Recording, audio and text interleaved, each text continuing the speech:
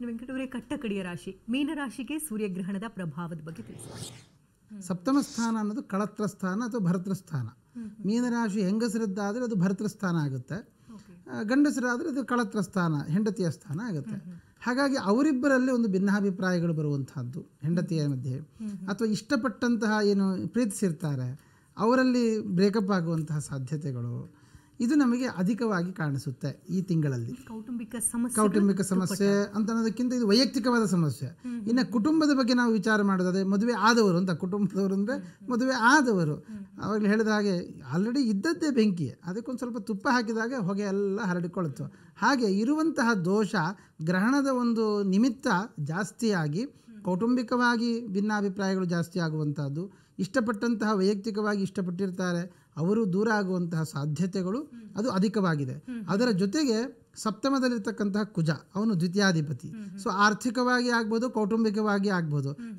ಎರಡು ಥರದಲ್ಲಿ ನಾವು ವಿಚಾರ ಮಾಡೋದಾದರೆ ಪಾಪೆ ಅಷ್ಟಮಗೆ ಕಳತ್ರ ಮರಣಂ ರೋಗೋ ವಿಯೋಗೋಸ್ಯವ ಅಂತ ಹೇಳುವಂಥ ಒಂದು ಫಲ. ಅಷ್ಟಮದಲ್ಲಿ ಪಾಪಗ್ರಹರ ಯೋಗ ಬಂದಾಗ ಹೆಂಡತಿ ಬಿಟ್ಟು ಹೋಗ್ತಾಳೆ ಅಥವಾ ಹೆಂಡತಿಯ ಮರಣ ಆಗುತ್ತೆ. ಈ ಥರದ ಒಂದು ಕೆಲವು ಲಕ್ಷಣ ಹೇಳ್ತಾರೆ. ಮರಣ ಅಂತ ಹೇಳಿದ್ರೆ ದೇಹ ತ್ಯಾಗವೇ ಮರಣ ಆಗಬೇಕಾಗಿಲ್ಲ, ದುಷ್ಕೀರ್ತಿಯೂ ಒಂದು ಮರಣವೇ. ಹಾಗಾಗಿ ಈ ಥರದಲ್ಲಿ ಅಂದರೆ ಗಂಡ ಹೆಂಡತಿಯರ ಮಧ್ಯದಲ್ಲಿ ಗಲಾಟೆಯಾಗಿ ದೂರ ಆಗುವಂತಹದ್ದು ಇತ್ಯಾದಿಗಳು ಸ್ವಲ್ಪ ಜಾಸ್ತಿ ಆಗುತ್ತೆ. ಅದರ ಜೊತೆಗೆ ಕೌಟುಂಬಿಕವಾಗಿಯೂ ಕೂಡ ಅಣ್ಣ ತಮ್ಮಂದಿರ ಮಧ್ಯದಲ್ಲಿ ಸಹೋದರ ಕಾರಕನಾಗಿರ್ತಕ್ಕಂತಹ ಕುಜ ಅಷ್ಟಮದಲ್ಲಿರುವ ಕಾರಣ ಒಂದು ಭೂ ವಿವಾದಕ್ಕೆ ಒಳಪಟ್ಟು ಅಣ್ಣ ತಮ್ಮಂದಿರ ಮಧ್ಯದಲ್ಲಿ ಭಿನ್ನಾಭಿಪ್ರಾಯಗಳೆಲ್ಲ ಬರುತ್ತೆ. ಆರೋಗ್ಯ ಹೇಗಿರುತ್ತೆ? ಆರೋಗ್ಯದ ಬಗ್ಗೆ ಗಮನಿಸುವಾಗ ಮೀನರಾಶಿಯಿಂದ 6ರಲ್ಲಿ ಶುಕ್ರ ಇರುವಂತಹದ್ದು ಒಳ್ಳೆಯದ್ದೇ, ಶುಭಗ್ರಹ.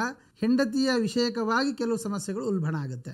ಮತ್ತು ಷಷ್ಠದಲ್ಲಿ ಈ ಒಂದು ಕೇತುವಿನ ಒಂದು ಯೋಗ ಇರೋದ್ರಿಂದ ನಾವು ಎಲ್ಲಿ ಕೆಲಸ ಮಾಡ್ತಾ ಇರ್ತೇವೆ ಅಲ್ಲಿ ಉನ್ನತ ಸ್ಥಾನದಲ್ಲಿರ್ತಕ್ಕಂತಹ ವ್ಯಕ್ತಿಗಳ ವಿರೋಧ ಕಟ್ಟಿಕೊಳ್ಳುವಂತಹದ್ದು, ಈ ಥರದ ಒಂದು ಸಮಸ್ಯೆಗಳು ಉಲ್ಬಣ ಆಗುತ್ತೆ. ಪರಿಹಾರ ಇದಕ್ಕೆ ಅವರು ಮಹಾಗಣಪತಿಯ ಪ್ರಾರ್ಥನೆ, ಮಹಾಗಣಪತಿಗೆ ಗರಿಕೆಯಿಂದ ಅರ್ಚನೆ ಮಾಡುವಂತಹದ್ದು, ಅವಕಾಶ ಇದ್ದವರು ಗರಿಕೆಯಿಂದ ಹೋಮ ಮಾಡುವಂತಹದ್ದು, ಅಥವಾ ಗಣಪತಿಯ ವಿಗ್ರಹವನ್ನು ದಾನ ಮಾಡುವಂತಹದ್ದು, ಅಥವಾ ಪ್ರಧಾನವಾಗಿ ಅವರೇ ಒಂದು ಮನೆಯಲ್ಲಿ ಕೂತುಕೊಂಡು ಗಣಪತಿ ಅಥರ್ವ ಶೀರ್ಷ ಅಂತ ಇದೆ, ಆ ಮಂತ್ರವನ್ನು ಜಪ ಮಾಡಲಿಕ್ಕೆ ಅವಕಾಶ ಇದ್ದವರು ಜಪ ಮಾಡುವಂತಹದ್ದು. ಇಲ್ಲ ಏನು ನಮಗೆ ಗೊತ್ತೇ ಇಲ್ಲಪ್ಪ ಅಂತಂದರೆ ಮನೆಯಲ್ಲೇ ಕೂತು ಶ್ರೀ ಮಹಾಗಣಪತಯೇ ನಮಃ ಅನ್ನುವಂತಹ ಮಂತ್ರವನ್ನು ಜಪ ಮಾಡುವುದರಿಂದಲೂ ಕೂಡ ಸಕಲ ವಿಧ ಎಲ್ಲ ಪರಿಹಾರ ಆಗುತ್ತೆ.